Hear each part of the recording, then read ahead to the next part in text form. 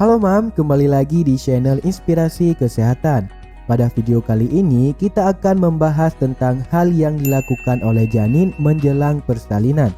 Apa saja hal yang dilakukan? Mari kita simak pada video berikut ini.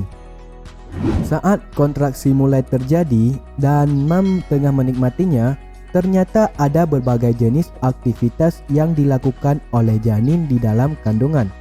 Semua aktivitas tersebut terjadi untuk membantu proses persalinan, mulai dari pergerakan tubuhnya menuju jalan lahir hingga waktu di mana ia beristirahat sejenak, latihan nafas dan bahkan tertidur. Nah, berikut ini kita akan menjelaskan hal yang dilakukan oleh janin di dalam rahim selama 24 jam menuju persalinan.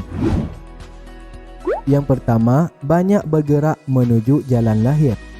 Pada waktu mendekati persalinan, bayi mulai turun dan mencari di mana jalan lahirnya. Posisinya semakin rendah ke bawah dan mungkin Mam akan merasakan hal tersebut. Jika posisi kepalanya sudah di bawah, maka saat itu bayi mulai merasakan kepalanya berada di dekat jalan lahir. Kemudian akan adanya tekanan kepala bayi akan membuat leher rahim semakin menipis dan efeknya banyak lendir keluar dari vagina. Tekanan ini merupakan pembukaan jalan lahir. Yang kedua, berputar-putar. Setelah kepalanya mulai berada di dekat jalan lahir, tubuhnya mulai aktif bergerak dan berputar-putar. Dorongan ini kemudian membuat kontraksi semakin terasa nyata. Putaran dan gerakan ini dilakukan bayi untuk mencari cara terbaik untuk segala lahir.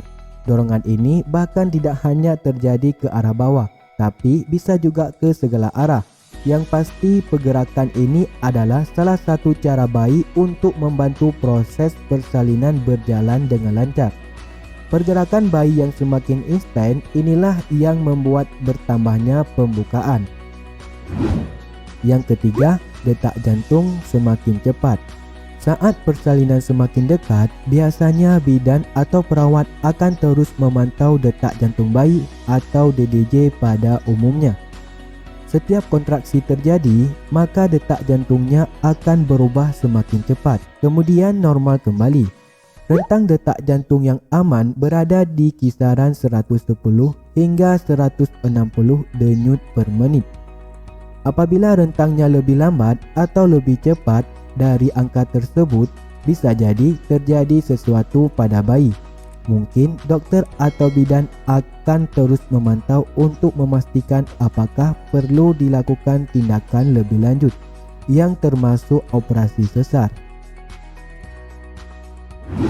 Yang keempat, mendengar suara di sekitar. Menjelang persalinan, suasana di sekitar mama biasanya akan menjadi ramai oleh suara dokter atau bidan, perawat atau anggota keluarga lainnya. Seringkali mama juga akan mengerang kesakitan menahan nyeri kontraksi. Saat itu, bayi bisa mendengar semuanya. Pada dasarnya, telinga bayi sudah mulai berkembang sejak trimester awal kehamilan. Studi menunjukkan bahwa bayi juga dapat membedakan bahasa dan akan lebih memerhatikan saat orang tuanya sedang berbicara.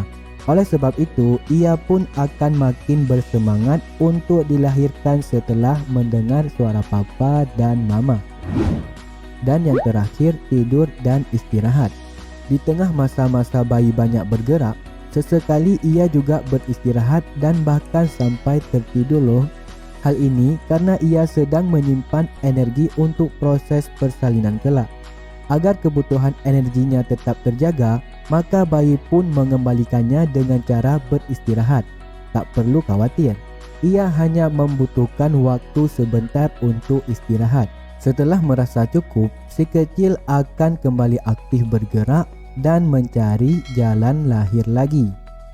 Pada waktu itulah proses kontraksi akan menjadi lebih sering dan terasa lebih kuat. Semakin mendekati waktu lahir, tekanan di rahim juga akan semakin terasa. Sampai akhirnya bayi bisa menemukan jalan keluar dan berhasil dilahirkan. Semua proses ini terjadi secara alami. Namun demikian, waktu yang dibutuhkan oleh masing-masing bayi untuk bisa dilahirkan tetap berbeda-beda. Nah, itu dia beberapa informasi mengenai hal yang dilakukan oleh janin di dalam kandungan 24 jam jelang persalinan.